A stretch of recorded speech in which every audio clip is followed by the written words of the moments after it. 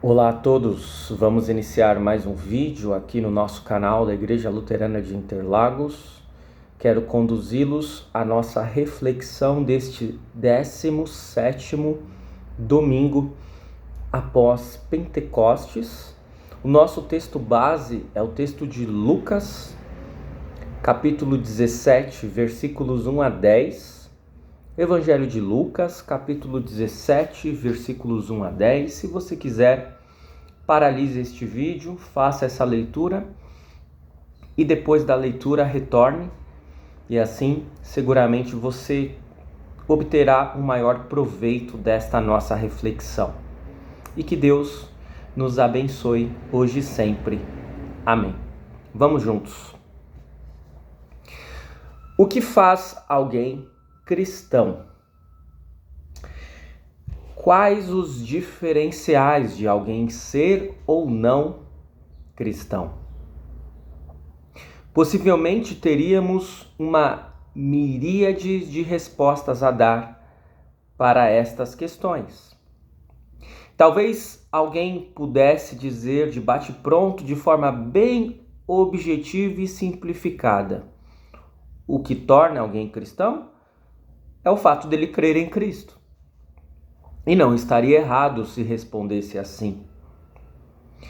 Quem sabe outra pessoa diria: mas apenas a fé não basta, espelhando o que o apóstolo Tiago disse em sua carta: a fé sem obras é morta.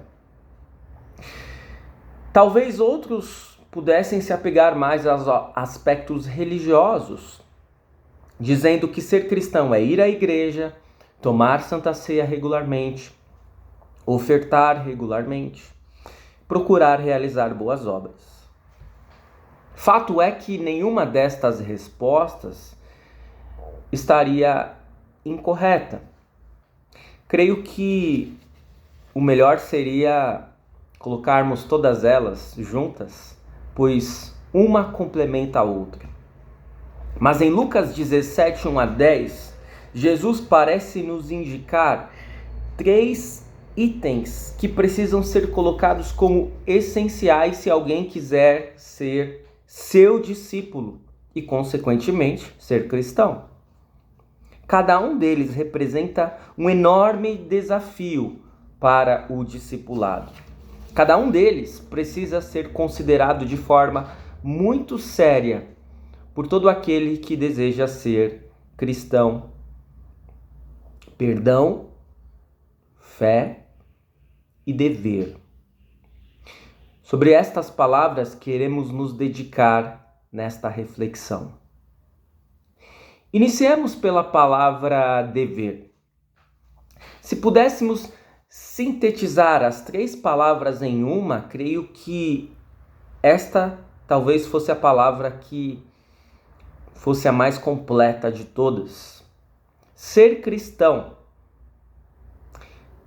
significa um dever.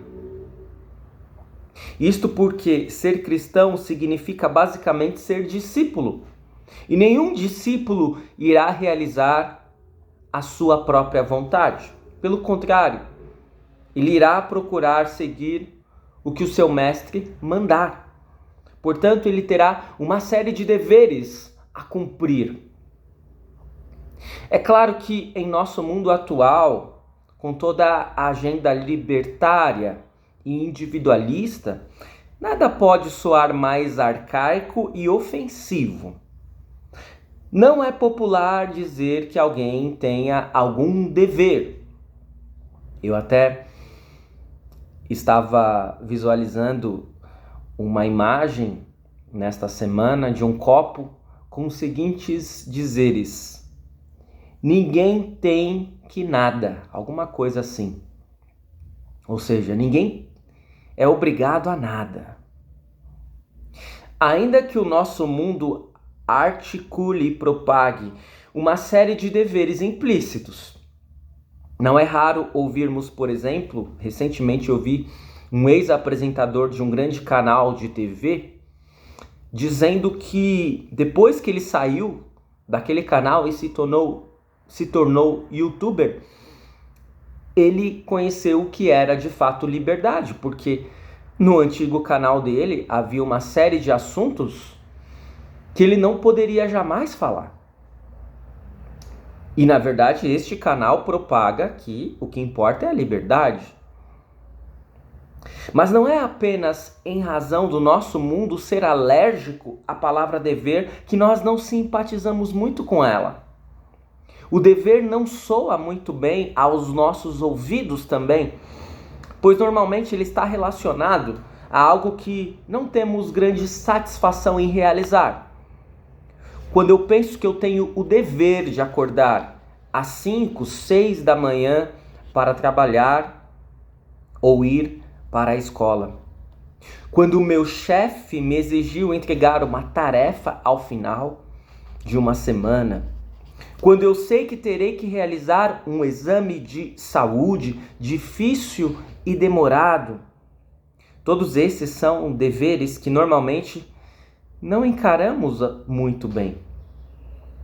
E a verdade é que quase nunca gostamos de coisas que devemos fazer.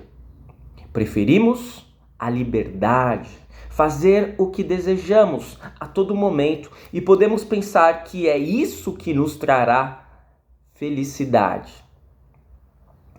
Mas se seguirmos por tal pensamento, não apenas poderemos nos distanciar do discipulado cristão verdadeiro, como estaremos correndo sério risco.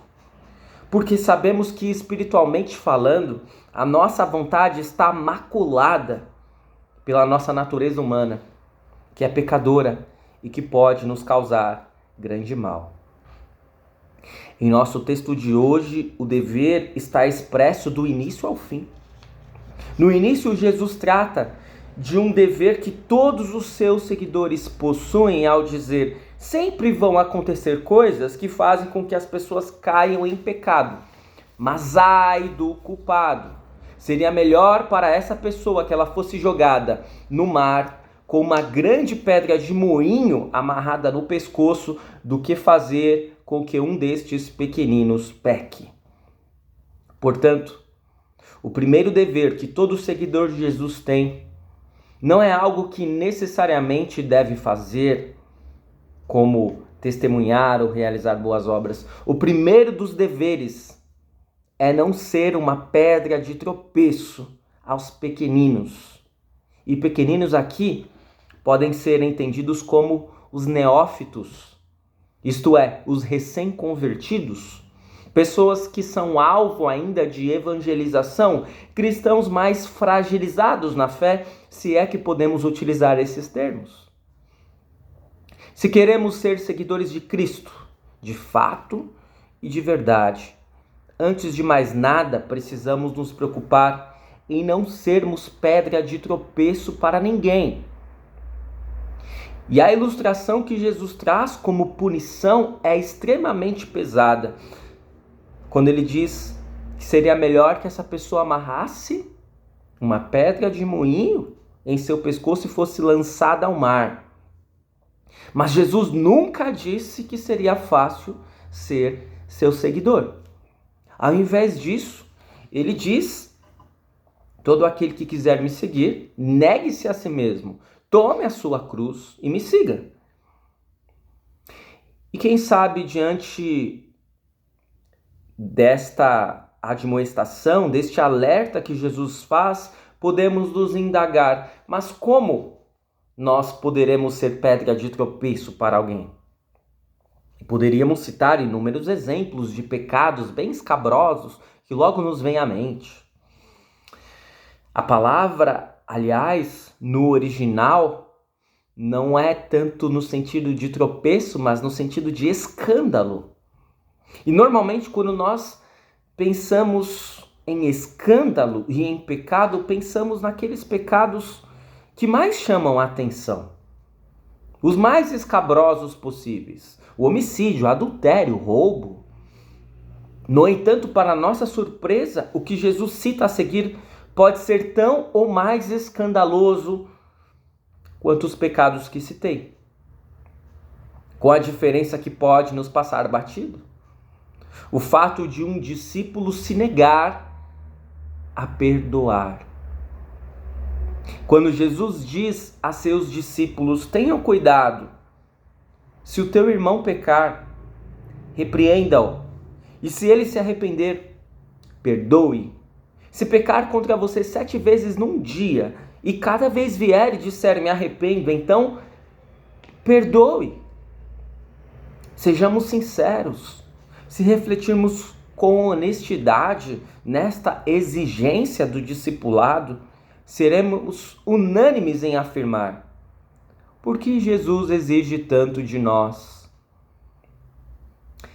Porque qualquer pessoa seriamente ofendida por alguém, ainda que seja calmo e pacífico e não queira entrar em desavença, terá dificuldades de perdoar, tanto em tão pouco tempo. E ainda por cima a mesma pessoa. Corrija-me se eu estiver errado, mas normalmente nós seguimos um padrão no tocante ao perdão. Ouça e veja se você não concorda comigo. Alguém nos ofende uma vez. Nós que procuramos seguir o discipulado, sabemos da importância do perdão, lógico, vamos procurar perdoar aquela pessoa. Essa mesma pessoa vai e nos ofende mais uma vez. Nós já ficamos com o pé atrás. Dizemos a ela: não faça novamente. Acende-nos um alerta amarelo, uma luz amarela para redobrarmos a atenção contra aquela pessoa. E tentamos perdoar. Essa pessoa vai e nos ofende novamente. O que fazemos? Perdoamos novamente? Dificilmente. Podemos até perdoar, mas no mínimo vamos procurar ficar bem longe daquela pessoa. É ou não é assim? É claro que uma série de questões poderiam ser levantadas aqui. O texto diz: se o seu irmão de fato se arrepende e pede perdão. Não está dizendo para perdoarmos alguém que não nos pediu perdão. Além disso, poderíamos questionar este ofensor do exemplo dado por Jesus, porque afinal, um arrependimento verdadeiro envolve mudança. Como que alguém que reiteradamente cai no mesmo erro, de fato se arrependeu? Arrepender-se significa mudança de mentalidade, deixar de praticar o mal. Mas veja, nenhuma destas questões foram levantadas por Jesus. E precisamos reconhecer, assim como os discípulos, que ser pedra de tropeço já não é fácil. Mas perdoar tantas vezes a mesma pessoa que nos peça perdão no mesmo dia beira o absurdo. E por isso os discípulos desenvolvem uma estratégia muito inteligente para suprir a dificuldade em perdoar. Eles fazem um pedido para Jesus: Senhor, aumenta-nos a fé.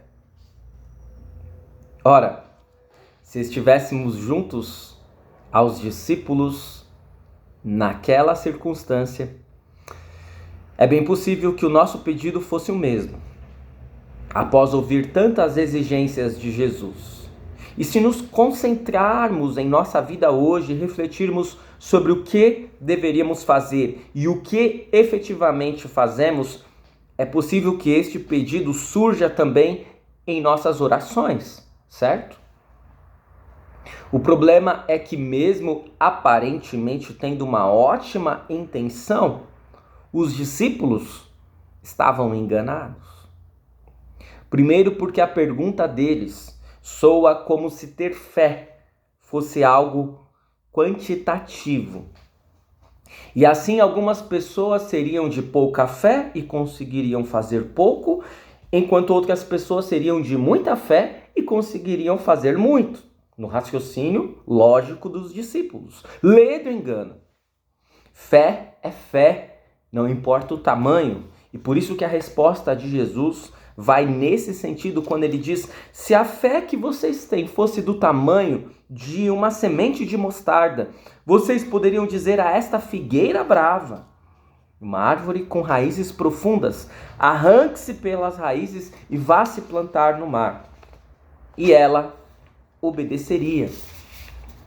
Segundo, o que Jesus está ensinando a seus discípulos aqui? Que de fato, não ser pedra de tropeço e perdoar pode ser difícil e até impossível para a capacidade humana. Mas lembre-se, aos seres humanos, algo pode ser impossível. Para Deus, nada é impossível. Crer não é uma obra humana, mas uma dádiva divina. E se percebermos que a dinâmica do discipulado necessariamente envolve a fé, perceberemos que nossas atitudes, pensamentos e ações irão refletir cada vez mais as atitudes, pensamentos e ações de quem cremos. Nisto poderemos aos poucos enxergar que Jesus, que tinha infinitos motivos para não perdoar, muito mais motivos do que nós, ele perdoa. Ele, que é infinitamente maior do que nós em todos os sentidos, leva em consideração a nossa pequenez, a nossa fragilidade. Ele vem ao nosso encontro quando nós sequer pensávamos em ir até ele. E é por isso que ele nos diz hoje, neste exato momento: eu sei que você não consegue. Eu sei que no fundo você é uma pedra de tropeço. Eu sei que você não tem a menor capacidade de perdoar como eu exijo que você perdoe. Mas ainda assim, perdoe. Porque o perdão que você concede não vem de você, mas de mim. E de repente nós podemos pensar que ao superar tantas dificuldades do discipulado, poderemos merecer algo em troca. Afinal de contas, é sobre esta dinâmica que nossos relacionamentos e compromissos estão firmados. Se alguém faz por merecer, recebe uma promoção no trabalho, uma nota 10 em uma prova. É bem quisto entre as pessoas. Se não tem atitudes positivas, se trabalha mal, se não estuda e vai mal em uma prova. Se é mesquinho e egoísta, dificilmente esta pessoa ouvirá sequer um elogio. No entanto, Jesus altera completamente essa lógica humana e mundana do merecimento. No discipulado não existe essa lógica, pois Jesus diz: por acaso um empregado merece agradecimento por obedecer às ordens de seu patrão? Assim deve ser com vocês. Depois de fazerem tudo o que foi mandado, digam: somos empregados que não valem nada, porque fizemos somente o nosso dever. Não temos em nosso texto a reação dos discípulos, mas é provável que diante dessa fala de Jesus, eles não tenham saído tão animados. O termo para empregado no texto original é doulos. É o mesmo utilizado para servo ou escravo.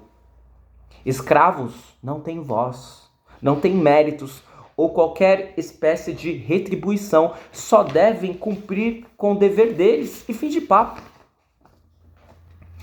Mas não deveríamos de forma alguma visualizar o discipulado de uma forma pesada, como se Deus exigisse apenas de nós e não nos desse nada. Na realidade, o que Deus faz conosco é diametralmente oposto ao que temos nesta vida e neste mundo. Aqui precisamos buscar e conquistar as coisas por méritos, e se não merecermos, dificilmente conseguiremos. Às vezes até merecemos e nem assim recebemos. Diante de Deus ocorre o inverso. Antes de qualquer espécie de merecimento, Deus já nos concede o que há de mais importante. Antes de amá-lo, Deus nos amou, ao ponto de enviar o seu único filho para morrer em nosso lugar e assim obter para toda a humanidade o que era necessário, o perdão e a salvação. Antes de merecermos ser perdoados e salvos, Deus já fez isso. Aliás, antes de nascermos, já encontramos tudo pronto para nós. E não somente em termos espirituais.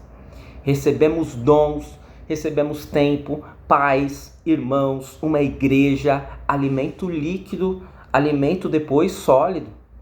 E tudo isso sem termos feito absolutamente nada para merecermos. Deus é um chefe totalmente diferente. Ele já nos concede uma promoção antes sequer de começarmos a trabalhar. Em nosso primeiro dia de aula já estamos com uma nota 10 em nosso boletim, em nossa média final. Antes de sermos simpáticos ou amigos, já somos recebidos com festa e amor. O que iremos fazer diante de tantas bênçãos que recebemos sem qualquer mérito ou dignidade de nossa parte? Só nos resta responder com amor e misericórdia. Não somente para Deus, pois no final das contas, Deus não precisa do nosso amor e muito menos da nossa misericórdia, mas de forma especial para o nosso próximo, carente de amor e de misericórdia. E no final do dia, quando olharmos para trás e percebermos que conseguimos ir muito além do que imaginávamos, não fomos pedra de tropeço e perdoamos por termos fé em Jesus, poderemos, ao invés de nos sentirmos a última bolacha do pacote, ou tentar barganhar com Deus por algo que desejamos, poderemos declarar: sou apenas um servo, um escravo, que não vale nada e que cumpriu o seu dever. Que possamos todos declarar, ao final da nossa vida, dessa forma, que assim seja. Amém. Espero que esta reflexão tenha feito algum sentido para a sua vida, para o seu discipulado. Continue seguindo o nosso canal, curta, comente e compartilhe. E até o nosso próximo vídeo.